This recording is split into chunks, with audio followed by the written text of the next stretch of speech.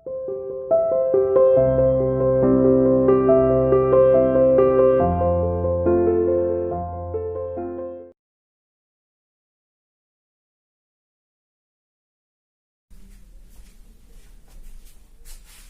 Students, how are you? I hope you are fine. और आप सब बहुत अच्छे से अपनी प्रिपरेशन भी कर रहे होंगे एग्जाम की, जो कि हमारे मंथली टेस्ट चलते रहते हैं। स्टूडेंट्स, हम क्लास 6 का सोशल साइंस कर रहे हैं। हमारा चैप्टर है ज्योग्राफी का, चैप्टर नंबर 6। चैप्टर नेम है major landforms of the earth. भूमि पर जो विभिन्न प्रकार के लैंडफॉर्म्स पाए जाते हैं, means mountains, valleys, hills, plains, plateaus, ये सब क्या है। इससे पहले वाले चैप्टर में स्टूडेंट्स हमने पढ़ा था major domains of the earth, पृथ्वी के मुख्य क्षेत्र, कहां पर लैंडफॉर्म्स है, कहां पर कॉन्टिनेंट्स हैं, कहां पर ओशंस हैं, हमने ये पढ़ा। इस चैप्टर में हम पढ़ेंगे कि पृथ्वी पर किस किस तरह की आकृतियां पाई जाती हैं। कहीं माउंटेन्स है, कहीं हिल्स है, कहीं पर प्लेन्स है, कहीं प्लेट्यूज हैं। इसके बारे में हम पढ़ेंगे। इसके इंपॉर्टेंट पॉइंट्स देखिए। इंपॉर्टेंट पॉइंट है what are internal process and external process. Internal और एक्सटर्नल, इंटरनल मीन्स अंदर, आंतरिक, और एक्सटर्नल मीन्स बाहरी। आंतरिक और बाह्य प्रक्रिया क्या होती है, मीन जो पृथ्वी के ऊपर होती है वो बाहरी, और जो अंदर होती है वो आंतरिक प्रक्रिया, वो क्या होती है। Point 2, what is erosion. अपरदन क्या है, किसको बोलते हैं इरोजन। पॉइंट 3, डेपोजिशन मीन्स इकट्ठा हो जाना। अर्थ पर कोई चीज इकट्ठी हो जाती है तो वो कैसे हो जाती है, चाहे वो मिट्टी है, चाहे वो रेत है, कहीं से इधर हवा इधर से उठाकर उधर एक जगह दूसरी जगह जो है उसको स्थापित कर देती है, इसको बोलते हैं deposition. Point 4, what are mountains. Mountains क्या है, हम सारा पढ़ेंगे इस चैप्टर में। मेजर लैंडफॉर्म्स, पृथ्वी पर जितने भी आकृतियां हैं, माउंटेन्स, वैलीज, ये सब हम इस चैप्टर में पढ़ेंगे। तो आगे देखते हैं इस चैप्टर में और क्या क्या है, आगे देखते हैं। देखिए students, chapter number 6 major landforms of the earth. पृथ्वी पर मुख्य स्थलाकृतियां यानी कि भूमि की आकृतियां। You must have seen some of the landform features as shown in the figure 6.1 below.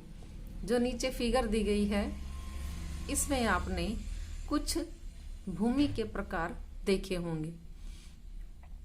You will notice, आप ध्यान से देखोगे तो आपको पता चलेगा that the surface of the earth is not the same everywhere। पृथ्वी की सतह हर जगह एक जैसी नहीं है। The earth has an infinite variety of landforms। पृथ्वी पर अलग अलग तरह की प्रकार की भूमि के प्रकार हैं, अनगिनत। इनफाइनाइट मीन्स अनगिनत तरह की। Some parts of the lithosphere may be rugged and some flat। Lithosphere means स्थल मंडल।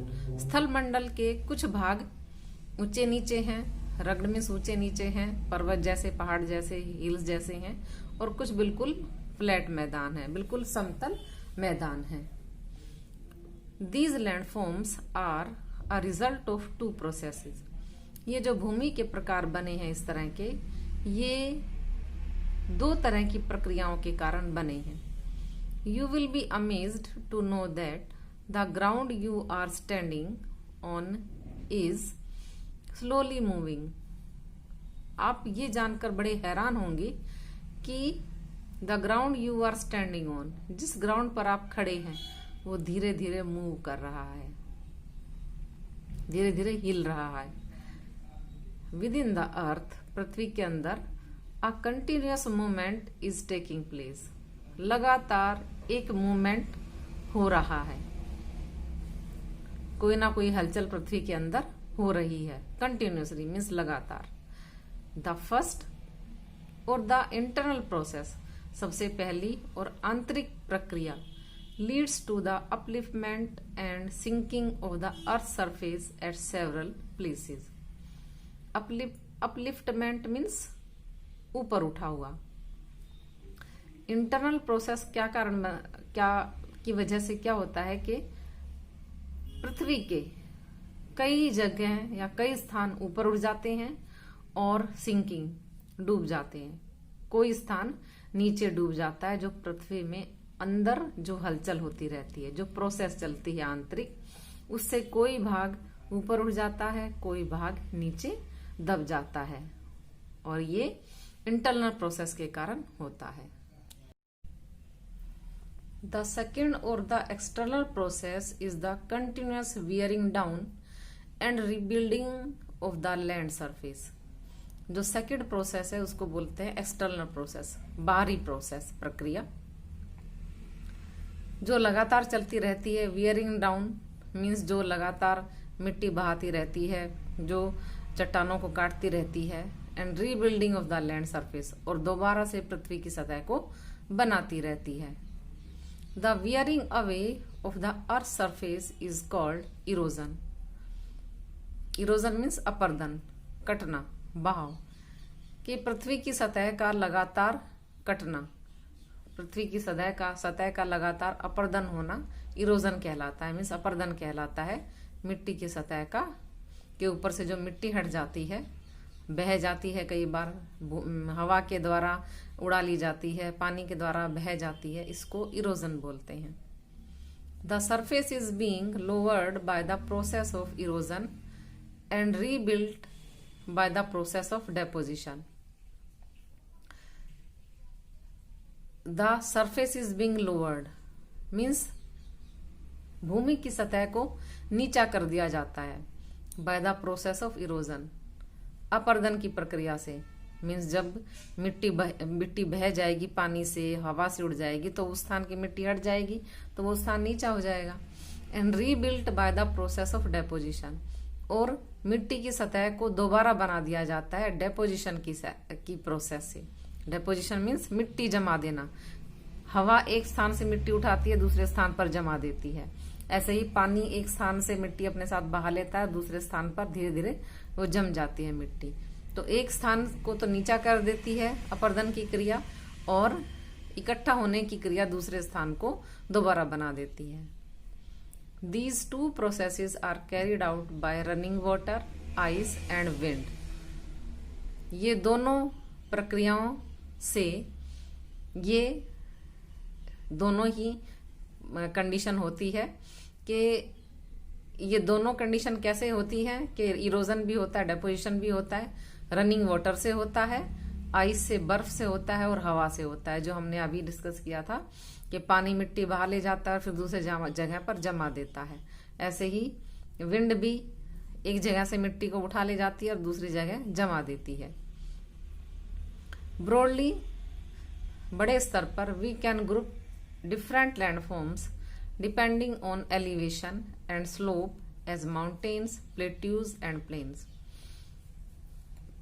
अब लार्ज स्केल पर हम इन लैंडफॉर्म्स को अलग अलग भागों में बांट सकते हैं, जो कि जैसे कि एलिवेशन मीन्स मिट्टी का उठना, या जहां पर भूमि ज्यादा उठी हुई होती है वहां उसके कारण, और एक जो स्लोपी एरिया होता है जहां ढाल होती है. इन दोनों के कारण हम अलग अलग लैंडफॉर्म्स में विभाजित कर देते हैं भूमि को. जैसे कि माउंटेन है, प्लेट्यूज पठार है, प्लेन्स मैदान है. इस तरह से 3 भागों में हमने लैंडफॉर्म्स को डिवाइड कर दिया: mountains, plateaus and plains. Mountains. A mountain is any natural elevation of the earth surface. Mountain पृथ्वी की सतह पर प्राकृतिक रूप से ऊंचा उठा हुआ भाग होता है. The mountains may have a small summit and a broad base. Mountains का एक छोटी चोटी भी हो सकती है और चौड़ा उसका आधार भी हो सकता है. समिट मीन्स चोटी. इट इज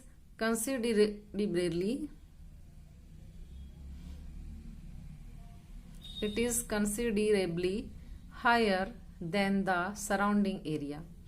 ये मुख्य रूप से जो उसके चारों तरफ का एरिया होता है उससे थोड़ा ऊंचा उठा हुआ भाग होता है, मीन्स माउंटेन।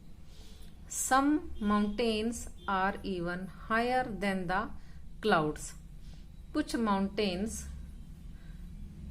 बादलों से भी ज्यादा ऊंचे होते हैं। As you go higher the climate becomes colder.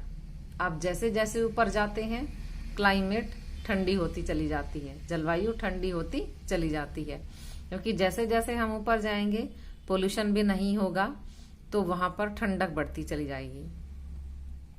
In some mountains, कुछ पर्वतों में, there are permanently frozen rivers of ice. कुछ पर्वतों पर मुख्य परमानेंटली, हमेशा, जो हमेशा रहने वाली है, जमी हुई बर्फ की रिवर्स होती हैं। हमेशा नियमित तौर पर कभी वहां पर बर्फ की ये जो रिवर्स है वो हटती नहीं है। परमानेंटली वहां पर बर्फ की नदियां बिछी हुई हैं, जमी हुई हैं। They are called glaciers. इनको ग्लेशियर्स बोलते हैं। There are some mountains you can not see as they are under the sea. कुछ माउंटेन्स ऐसे भी हैं जिनको आप देख नहीं सकते और वो समुद्र के अंदर हैं। Because of harsh climate less people live in the mountain areas.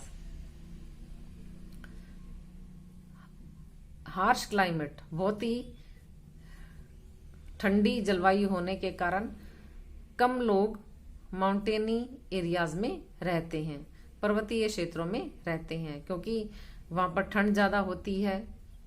Mountainous area में स्नोफॉल भी होता है, तो वहां पर कम लोग रहते हैं। Since the slopes are steep, क्योंकि जो ढलाने हैं वो बिल्कुल तीखी हैं। ऐसा नहीं कि हम उन पे चढ़ सकते हैं, बिल्कुल तीखी है ढलान, जिन पे चढ़ा नहीं जा सकता है। लेस लैंड, कम भूमि है। इज अवेलेबल फॉर फार्मिंग, और कम भूमि फार्मिंग के लिए अवेलेबल है। कई पहाड़ तो ऐसे होते हैं जहां पर आप अगर फ्लैट उसकी लैंड है, उसका बेस है, तो आप वहां पर फार्मिंग थोड़ा सा आसपास थोड़ी थोड़ी दूरी पर जाकर कर सकते हो। लेकिन जब स्टीप स्लोप्स हैं, ना तो आप चढ़ सकते हो उनके ऊपर, ना ही कोई काम कर सकते हो, तो वहां पर फार्मिंग के लिए भी जमीन बहुत कम होती है, इसलिए लोग कम रहते हैं। माउंटेन्स में be arranged in a line known as range. Mountains को हम एक श्रृंखला भी कह सकते हैं, जो कि एक लाइन में होती है। Many mountain systems consist of a series of parallel ranges extending over hundreds of kilometre. बहुत सारे पर्वत लगातार एक श्रेणी में समानांतर रूप से बहुत दूर तक, मीन्स सैकड़ों किलोमीटर तक, हंड्रेड्स में सैकड़ों किलोमीटर तक फैले हुए हैं, एक लंबी सीरीज में फैले हुए हैं। मीन्स अगर कोई, जैसे कि हमारा हिमालय माउंटेन है, जम्मू कश्मीर से लेके देखो पूरा नॉर्थ इंडिया में, और पूरा जम्मू कश्मीर में भी है, और हिमाचल प्रदेश में भी, उत्तराखंड में भी, फिर उसकी रेंज यूपी से होती हुई आगे सिक्किम में चली जाती है, अरुणाचल प्रदेश में चली जाती है। तो पूरा हजारों किलोमीटर की रेंज में हमारा हिमालय माउंटेन जो है वो लगातार एक लंबी श्रेणी में है। The Himalayas, the Alps and the Andes are mountain ranges of Asia. जो हिमालय है, हिमालय माउंटेन, एल्प्स है, और जो एंडीज है वो एशिया की रेंज है। यूरोप की रेंज है, Asia, Europe and south America respectively. Figure 5.1 में देखिए आप कि जो हमारा हिमालय माउंटेन है वो एशिया का है, एल्प्स जो है वो यूरोप का है, और एंडीज जो है वो साउथ अमेरिका में है, जो कि पूरी बहुत लंबी पर्वत श्रेणी है। Mountains very in their Heights and shape. जो पर्वत है अपनी ऊंचाई में और अपने आकार में एक दूसरे से भिन्न भिन्न है। किसी की चौड़ाई ज्यादा है, किसी की ऊंचाई ज्यादा है, इसलिए ये सभी माउंटेन्स एक दूसरे से भिन्न हैं। तो स्टूडेंट्स, आज के लिए इतना ही। Thank you and have a nice day.